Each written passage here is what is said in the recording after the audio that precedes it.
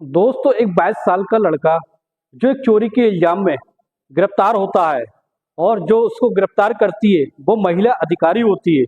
और वो महिला अधिकारी जो होती है उससे पूछने लगती है, क्या तुमने इस होटल वाले के पैसे चुराए हैं? तो वो लड़का पहले तो नहीं बताता, लेकिन उसको अकेले में ले जाकर वो महिला पूछताछ करने लगती है और कहती है, क्या तुमने इस होटल वाले के पैसे चुराए हैं? अगर चुराए हैं तो बता दो, मैं उसके पैसे दे दूंगी, लेकिन अगर तुम सच नहीं बोलोगे तो तुम्हें जेल भी हो सकती है। तभी वो लड़का जो होता है उस महिला ऑफिसर की बातों में आकर सच्चाई बता देता है और कहता है कि मैंने 500 रुपए उसके होटल के गल्ले से चुराए हैं। तभी महिला ऑफिसर अपनी जेब से 500 का नोट निकालकर उस मालिक को, होटल के मालिक को दे देती है और उसके बाद उस लड़के को अपने पास ले आती है। लाने के बाद उस लड़के से कहने लगती है कि तुम मेरे यहाँ नौकरी करना चाहोगे? तो वो लड़का झट से हाँ कर देता है। तभी वो लड़का, दोस्तों वो महिला ऑफिसर उस लड़के से कहती है कि तुम्हें मेरे साथ वो सब कुछ करना होगा जो मैं चाहती हूँ। लेकिन दोस्तों वो लड़का हैरान हो जाता है कि ऐसा कौन सा काम करने के लिए वो महिला ऑफिसर कहेगी। लेकिन जैसे ही वो महिला ऑफिसर उस काम के बारे में कहती है तो वो हैरान हो जाता है। और दोस्तों पहले तो वो राजी नहीं होता है, लेकिन वो उसके बाद करने के लिए तैयार हो जाता है। दोस्तों ऐसा कौन सा काम होता है जो महिला ऑफिसर उस 22 साल के लड़के के साथ करना चाहती है? नमस्कार दोस्तों, क्राइम स्टोरी में आपका स्वागत है। मैं अफसर सिद्दीकी। अगर आपने हमारे चैनल को सब्सक्राइब नहीं किया है तो सब्सक्राइब जरूर कर लें ताकि हमारा मोटिवेशन बना रहे और इसी तरह से हम आपके लिए बेहतर से बेहतर वीडियो बनाते रहें। दोस्तों ये सच्ची घटना की शुरुआत होती है कि उत्तर प्रदेश के बुलंदशहर से एक लड़का होता है। दोस्तों एक 22 साल का लड़का होता है जिसका नाम होता है अमन यादव। अमन यादव जो होता है दिखने बारने में बेहद स्मार्ट होता है। वो बेहद गरीब परिवार से बिलोंग करता है। उसके माता पिता बेहद गरीब होते हैं, मेहनत मजदूरी का काम कर रहे होते हैं।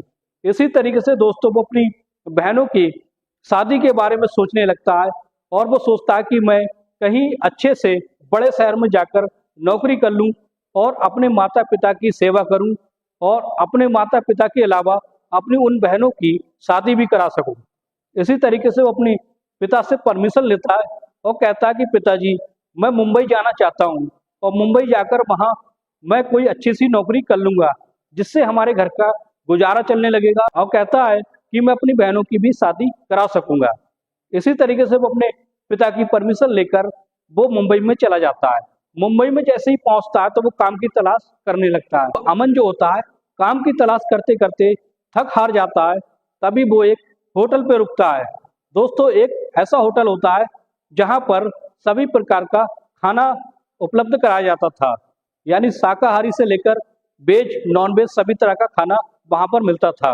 तभी अमन यादव जो होता है वहां उस होटल में जाता है और होटल के मालिक से कहने लगता है कि मैं उत्तर प्रदेश से आया हूँ और मैं नौकरी की तलाश में आया हूँ।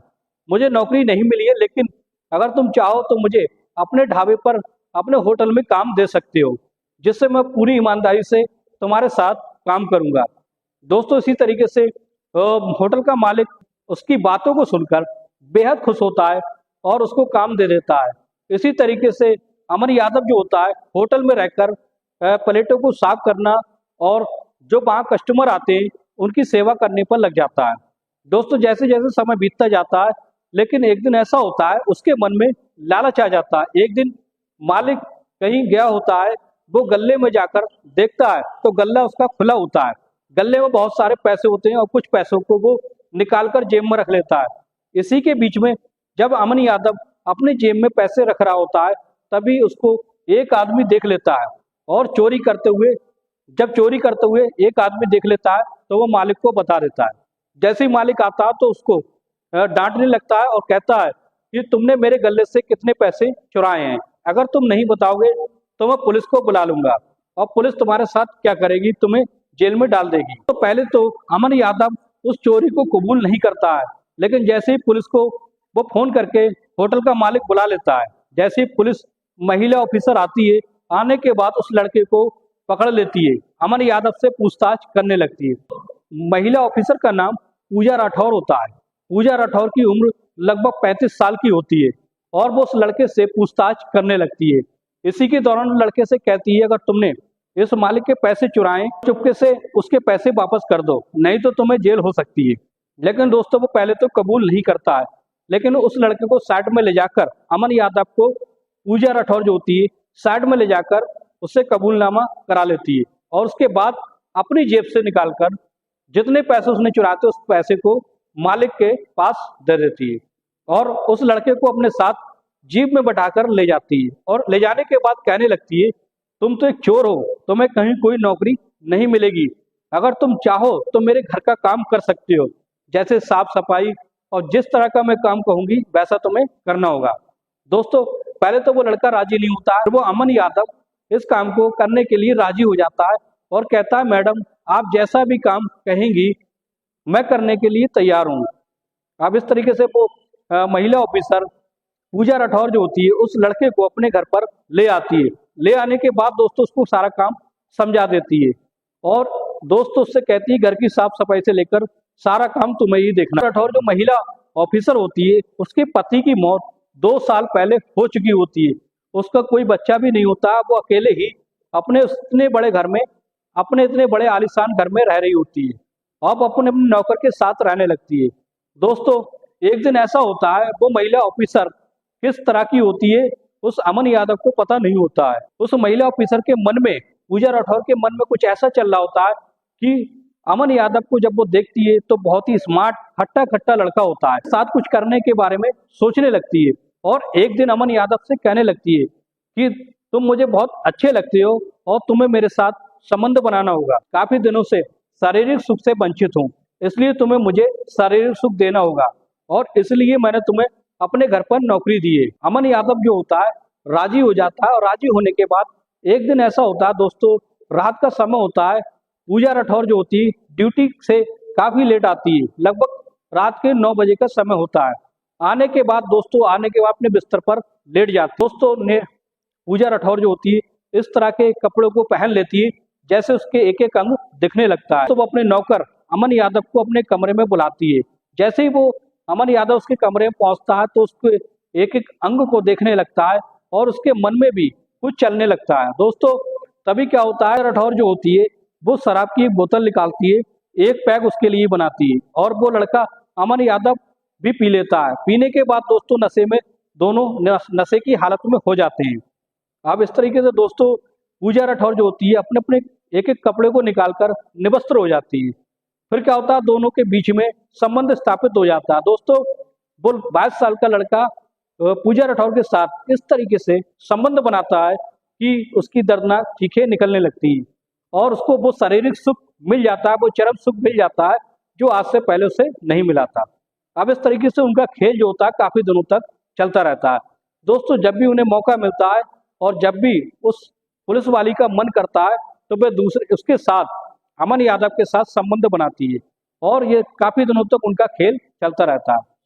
दोस्तों एक दिन ऐसी घटना घट जाती है, जैसे ही 2-4 महीने का समय बीत जाता है, एक दिन उसको ऐसा महसूस होता है कि उसके साथ कुछ गलत हो गया है और जैसे ही वो हॉस्पिटल में जाती, जाने के बाद पता चलता है कि वो पूजा राठौर जो पुलिस ऑफिसर है वो प्रेग्नेंट हो चुकी है।